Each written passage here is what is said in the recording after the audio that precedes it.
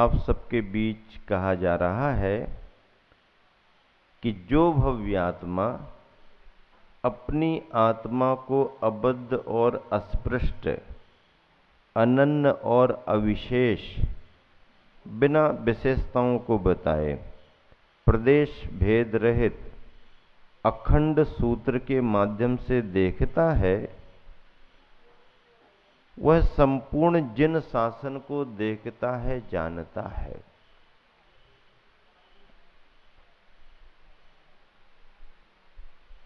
सूत्रों का अपना महत्व है। बड़े बड़े ग्रंथ भले ही लिखे गए, लेकिन ग्रंथों में जितनी गाथाएं लिखी गईं या जितने सूत्र लिखे गए, उन सब में सार संक्षेपीकरण रहा है, अर्थ का विस्तार रहा। वीरसेन स्वामी ने धवला में लिखा, सूत्र किसे कहते हैं? तो उन्होंने लिखा, जिसके गर्भ में अनंत अर्थ समाया हुआ हो, वो सूत्र है। कहा गया थोड़ा सा, लेकिन उसके अंदर अर्थ बहुत भरा हुआ हो। विद्वान की बात मैं आपको बता रहा था, बहुत अध्ययन किया, बहुत व्याख्याएं की, और ऐसा एक विद्वान गुरुवर आचार्य के पास पहुंचा और कहने लगा, गुरुदेव, अध्ययन तो बहुत कर लिया है, शास्त्रों को खूब पढ़ लिया है, आकुलता व्याकुलता खत्म नहीं हो पा रही। क्या कहता है? आकुलता व्याकुलता खत्म नहीं हो पा रही। हाँ, कोई ना कोई सल्ल लगी रहती है। क्या कहता है? हाँ, सल्ले तो समझते ना, कोई ना कोई सल्ल लगी रहती है। विकल्पों से छुटकारा कैसे मिले गुरुदेव, बताओ। अब गुरुजी ने सोचा कि सब इसने पढ़ लिया है, स्वयं स्वीकार कर रहा कि सब पढ़ लिया, फिर भी आकुलता व्याकुलता खत्म नहीं हो रही, और पूछ रहा है कि कोई रास्ता, कोई उपाय बताओ, कोई सूत्र तो दे दो एक आध हमको। तो आचार्य जी कहते हैं, 3 बातों से दूर हो जाओ तो निर्विकल्प हो जाओगे, सारी सल्ल खत्म हो जाएगी। कौन सी 3 बातें? तो आचार्य जी कहते हैं, चेक, चेक बैंक से संबंध, चेक, चाबी और चिट्ठी, तीनों को छोड़ दो, सारी सल्ल खत्म हो जाएंगी। क्यों? क्योंकि इनका संबंध व्यक्ति को आकुल व्याकुल बनाए रखता, भले कितना ज्ञान हो जाए। देखो आचार्य ने भी कैसे शब्द निकाले, चा चा चा चा, चाचा, चेक, चाबी, चिट्ठी। अब चेक, चाबी और चिट्ठी तो कह दिया, लेकिन उसका विस्तार कितना करो, कितना भी करो, इनलार्ज करते जाओ, सूत्र बन गया। सैकड़ों ग्रंथ पढ़ने के बाद भी विद्वान का मन जिस पर केंद्रित नहीं हुआ, संक्षेप में, सही मायने में आपको निर्विकल्प होना है और अपने अंदर की शल्यों को खत्म करना है, तो चेक, चाबी और चिट्ठी से दूर हो जाओ। क्यों? क्योंकि इनका अगर संबंध बना रहा तो कितना ही पढ़ाई लिखाई करो, कितना ही ज्ञान करो, विकल्प खत्म होने वाले नहीं। ये सूत्र कहलाते हैं। संक्षेप में कह देने वाली बात सूत्र कहलाती है। इसलिए सूत्रों में बात करो, पता लगाओ सूत्रधार कौन है। हाँ, कहाँ से ये सब रचना रची गई है, सूत्रधार कहलाते हैं। भावार्थ का मिलान करें, देखिए, जो मुनि कर्म बंध से रहित एवं पर के स्पर्श से शून्य, अनियत्व रहित और निराकार, ज्ञानादि विशेषणों से रहित आत्मा को देखता जानता एवं अनुभव करता है। स्पर्श रसगंध वर्ण नहीं, ना वो आंखों से दिखाई दे सकती है, ना हाथों से उसे छू सकते हैं। केवल सूत्रों के द्वारा यानी ज्ञान के द्वारा उसके स्वरूप को हम देख सकते हैं, जान सकते हैं, और उसी ज्ञान के बल पर उस आत्मा का अनुभव कर सकते हैं, उस आत्मा का अनुभव कर सकते हैं। हाँ, सामान्य स्वरूप नहीं है भैया। दुनिया में हमारा विश्वास जल्दी उस पर जम जाता है जो दिखाई देता है। क्या? जो दिख रहा है विश्वास जम जाएगा। दिखाई देने वाले पर विश्वास करना कोई कठिन काम नहीं है। कठिन काम क्या है? जो दिखाई नहीं दे रहा है उस पर भी विश्वास करना। और विश्वास होता भी है। नास्तिक से नास्तिक डॉक्टर क्यों न हो, भगवान का नाम भी ना लेता हो, कभी मंदिर ना जाता हो, किसी प्रकार से परलोक को ना मानता हो, ऐसा डॉक्टर भी जब कभी स्थिति बनती है तो क्या कहने लगता, भैया हम अपनी तरफ से तो पूरी कोशिश कर रहे हैं, अब बाकी वो बाकी वो कौन? बाकी वो कौन? बाकी वो कौन?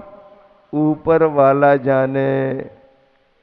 जबकि उसको श्रद्धा नहीं है, लेकिन कहीं न कहीं ये मान्यता तो है कि हमारे तुम्हारे से भी बड़ी शक्ति कोई और है। भले सुख के समय में उनको याद ना करो, लेकिन दुख के समय तो याद कर ही लिया जाता। अच्छे समय में जितना लोगों ने भगवान को याद नहीं किया, कोरोना के समय में उतना लोगों ने भगवान को याद कर लिया है। घर घर घंटी बज रही, घर घर घंटी बज रही भगवान के नाम की। जब प्रकृति का प्रकोप आता है तो व्यक्ति ये समझने लगता है, अरे मैं तो अपने आप को बहुत बड़ा समझ रहा था। इंजीनियर गारंटी लेते हैं, इस बिल्डिंग की गारंटी, ये वाला मसाला लगाया है 100 बरस, देखना नहीं, कुछ नहीं करना, एकदम पक्का कंक्रीट, बिल्कुल तुम हिलाओ तो भी नहीं हिलेगा, तोड़ो तो भी नहीं टूटेगा। ठीक है, तोड़ने में तुम्हारा बुलडोजर फेल हो जाए, लेकिन जब प्रकृति का बुलडोजर चलता है, प्रकृति का बुलडोजर चलता है तो क्या होता है? हाँ, प्रकृति के प्रकोप के आगे ये प्राणी नर्वस है। ये व्यक्ति जो किसी से भी नियंत्रित नहीं होता, ये व्यक्ति जो किसी के कंट्रोल में नहीं आता, प्रकृति उसको भी कंट्रोल कर लेती है। हाँ, बाढ़ आ जाए, भूकंप आ जाए, बड़े बड़े जंगलों में आग लग जाए, कोई लगाने नहीं गया, आपस में पेड़ से पेड़ टकराए, आग उत्पन्न हो गई, लाखों किलोमीटर जंगल खाक हो जाते हैं। किसने कर दिया? जरा सर्दी का प्रकोप, गर्मी का प्रकोप, वायरस ऐसे फैल जाते हैं, पकड़ में ही नहीं आते हैं, विज्ञान फेल हो जाता है, और वो जीव वायरस सिस्टम को खत्म कर देता है, शरीर के सिस्टम को खत्म करता है, मशीनों के तंत्र को बिगाड़ देता है। किसने पैदा कर दिया वायरस? करो कंट्रोल। डॉक्टरों से पूछो, वैज्ञानिकों से पूछो, इंजीनियर 100-100 मंजिला बिल्डिंगें बना रहे हैं, पक्की गारंटी है 100-100 बरस की, और जरा धरती कांपती है, सब ढेर हो जाता है। अब कौन क्या कर सकता है? हमारे तुम्हारे हाथ में कुछ नहीं है। विश्वास करना पड़ेगा भाग्य पर, भगवान पर, और अपने अंदर के भगवान पर।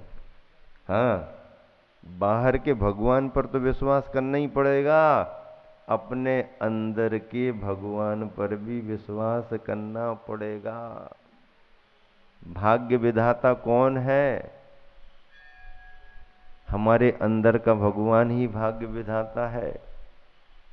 अरे हमको तो कुछ नहीं मिल रहा, इनको तो सब कुछ मिल रहा। कौन दे रहा?